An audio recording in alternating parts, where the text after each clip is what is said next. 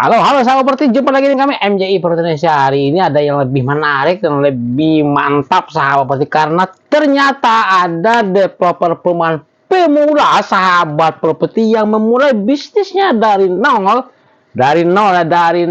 sampai gagal total. Ini bagaimana bos? Memulai dari nol, biasanya orang memulai bisnis itu dimulai dari nol sampai sukses. Nah ini kebalik ya sahabat, seperti memulai bisnis properti dari nol sampai gagal total. Nah ini akan kita bahas sahabat, ikuti terus ya. Jadi ini kan kita bahas banyak sekali teman-teman kami developer pemula sahabat properti yang proyeknya tidak sampai tuntas. Ini maksudnya tidak sampai tuntas karena biasanya di tengah perjalanan mangkrak, berhenti, tidak tahu lagi mau ngapain, pusing, frustasi, kecewa, apa ya, banyak sekali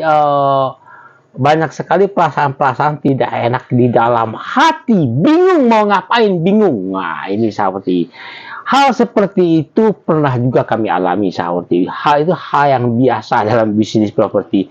Kalau memang cobaan developer pemula itu banyak seperti. Nah dari hebatnya orang-orang ini di awal-awal sahabat properti memang menggebu-gebu, semangatnya sangat tinggi. Dalam seminar-seminar dikatakan kalau orang bisa, meskipun kita pasti bisa. Wah, kayak gitu. Kalau Anda mau belajar, pasti bisa, bisa dan bisa. Betul, itu benar sahabat putih. Mindset cara berpikirnya udah benar. Kalau orang lain bisa, mestinya kita pun bisa. Tapi, ya ini ada kata tapinya sahabat putih. Orang lain bisa, dia mau belajar sahabat putih. Mau belajar, mau mempersiapkan diri. Nah, setiap step by step dia ikutin alurnya.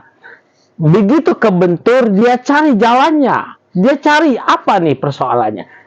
Kebentur lagi dicari lagi. Apa nih persoalannya? Apa nih solusinya? Dia akan cari, dia tidak terhenti di tembok yang ada di depannya sahabat, tapi dia akan cari solusi ya, bagaimana bisa melewati tembok tersebut, melewati jurang tersebut, dan mereka tidak segan-segan mau belajar. Ini yang benar sahabat putih. Mereka datang senior mereka cari orang-orang yang bisa menjadikan tempat bertanya, tempat suku guru, karena mereka menyadari keterbatasan ilmu mereka. Begini sahabat, ini masuk ke inti ya. Biasanya semua orang nih yang pebisnis itu beranggapan jadi developer, bisnis developer perumahan itu mudah. Memang mudah sahabat properti, tidak ada yang sulit, karena bisnis properti itu sebenarnya ada lahan tanah, urus perizinan, bikin rumahnya, sudah, hanya begitu jual. Begitu semudah itu, simpel itu. Tapi pertanyaan, kenapa banyak yang gagal dan mangkrak? Nah ini sahabat properti, karena karakter suatu bisnis itu berbeda-beda sahabat properti, tidak sama satu bisnis satu yang lain. Sekarang kita ambil contoh bisnis kontraktor ya, orang jasa yang bergerak di bidang kontraktor, konsultan, developer perumahan itu sebenarnya sama-sama satu garis, tapi beda kasta, beda cara, beda formula sahabat properti. Seorang kontraktor dia sudah terbiasa dengan pekerjaan yang bersifat pekerjaan orang lain yang dikerjakan sama dia. Sudah ada aturannya, sudah ada besteknya, sudah ada budgetnya, sudah ada SOP ya, aturan. Nah, proyeknya begini, proyeknya misalnya bikin sekolahan, budgetnya di proyek APBD atau proyek APBN misalnya 3 miliar. Nah 3 miliar itu harus diselesaikan 3 tahun. Nah, itu perjalanan. Kalau lewat dari 3 tahun kena penalti. Nah kontraktor biasa bekerja secepat itu. cepat mengambil satu keputusan. Beda dengan developer. Developer, dia owner, sahabat seperti dia yang punya proyek itu sendiri. Nah, karena dia owner, dia tidak ada yang bayarin. Beda dengan kontraktor. Kontraktor modalin dulu sedikit, tapi nanti biasanya dibayar per termen oleh negara atau oleh si pemberi proyek. Nah, ini enaknya. Begitupun konsultan, tapi beda developer formulanya berbeda. Developer kita sendiri yang owner, kita sendiri yang cari modalnya, kita sendiri cari tanah, kita sendiri yang jual. Rumit, iya rumit developer itu sahabat putih. Nah, kebanyakan developer pemula mentok itu di mana sahabat putih? Pasti di permodalan. Pertama, di permodalan, karena mereka tidak bisa menyusun strategi karena awal pemula mereka beranggapan kalau sudah dibuka lokasinya bikin rumah contoh ya sudah nanti konsumen akan datang dalam penikmatan mereka begitu nanti bank yang bayarin gitu. Padahal nggak begitu, nggak semudah itu bank yang mau bayarin Anda. Nah, bank mau bayarin kita itu kalau rumahnya sudah ready, sahabat seperti rumahnya ready, konsumennya ada, konsumen tidak ada masalah, di KPR-kan oleh bank baru setelah KPR-nya oke, baru bank bayar ke kita gitu loh. Baru si konsumen ngangsul, baru kita dapat duit dari dari bank yang meng-KPR-kan calon customer kita tadi gitu. Periode seorang developer itu dapat duitnya. Makanya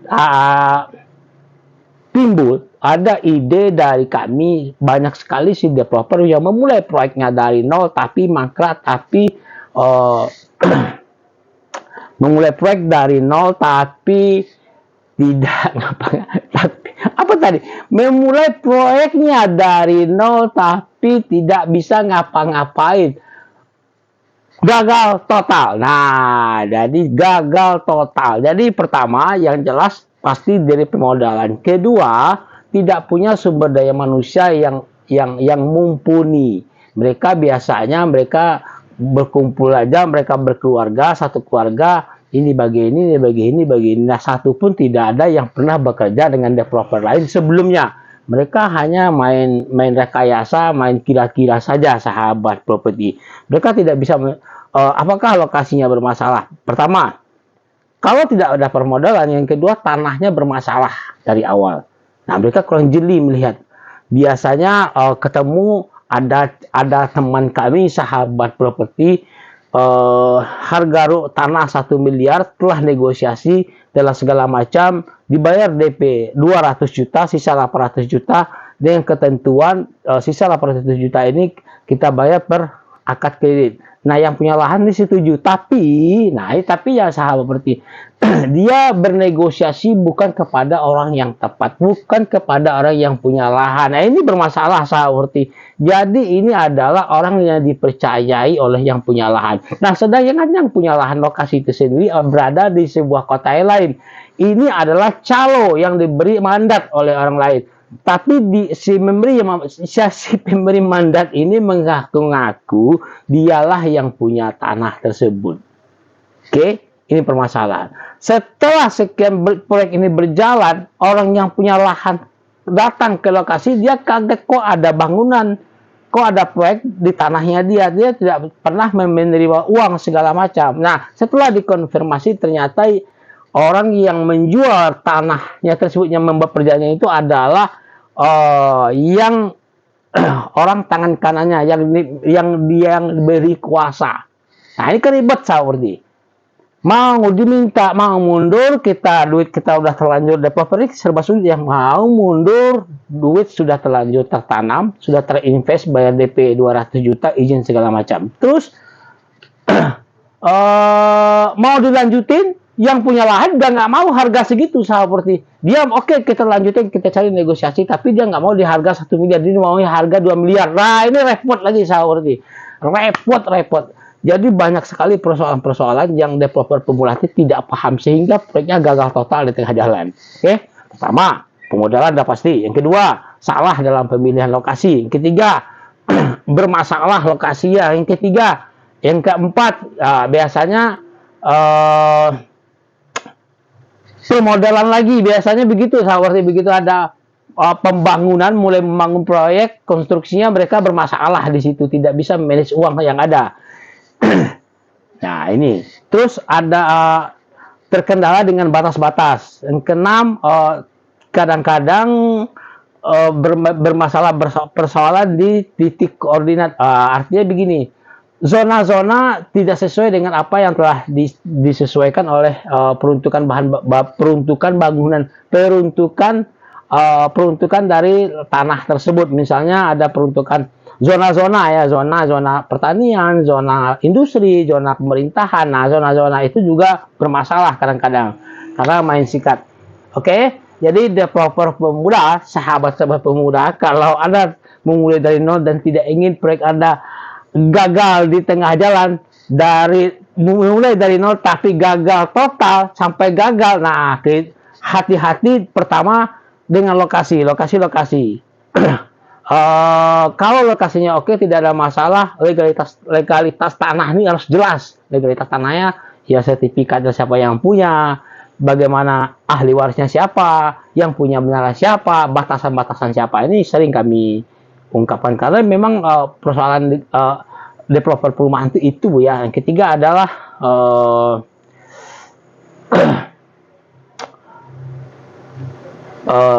perizinan. Nah, setelah perizinan yang keempat adalah sumber daya manusia harus ditambah.